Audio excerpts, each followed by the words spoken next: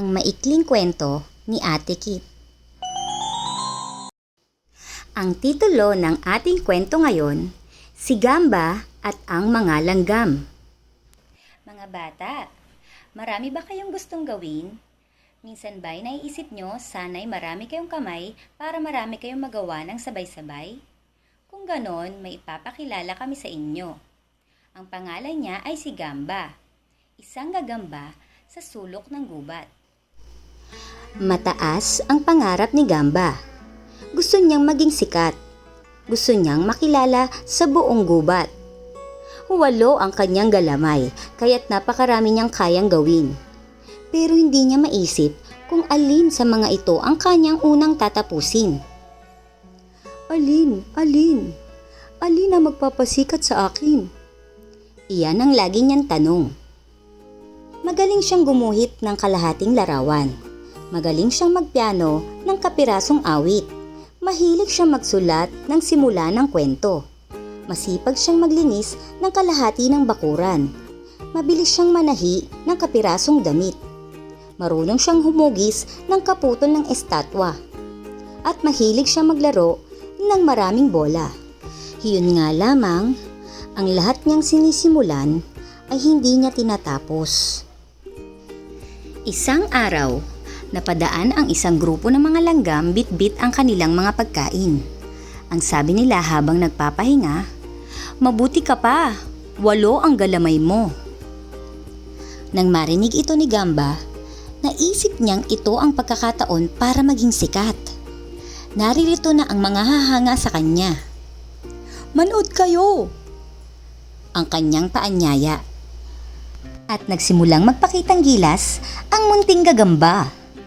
8 magkakaibang bagay ang ginawa niyang sabay-sabay. Bilib na bilib ang mga grupo ng mga langgam. Hoo! Lalong ginanahan si Gamba sa narinig. Lalong bumilis ang kanyang kilos. Pabilis ng pabilis. Nagpalakpakan ang mga langgam.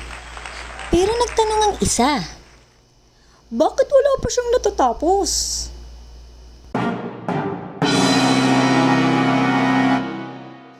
Dinoble ni Gamba ang kanyang bilis.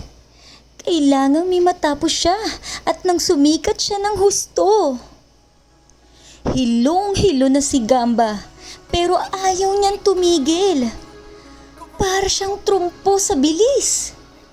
Humihingal na siya. Pagod na si Gamba. Biglang bumaksak si Gamba. Tapos na ang palabas niya. Nagkatinginan ng mga langgam. Ang sabi nila, "Tulad din pala natin siya." At isa-isa nilang binuhat ang kanilang mga dala at dahang-dahang umalis. Nang magising si Gamba, wala na ang mga langgam. Sa pagod niya'y ilang araw siyang hindi nakakilos. Pero mula noon, alam na niya, para matapos ang mga gawain, dapat ay isa-isahin.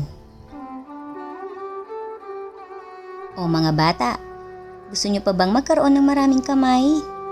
Diba sapat na ang 2 kamay na ibinigay sa inyo ng Diyos para may matapos? Kaya lagi natin siyang pasasalamatan. Palaging gumawa ng mabuti. At tandaan, matatapos natin ang ating mga gawain kung iisa-isahin natin.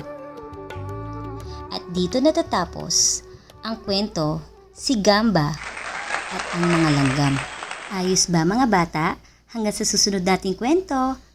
Maraming salamat po.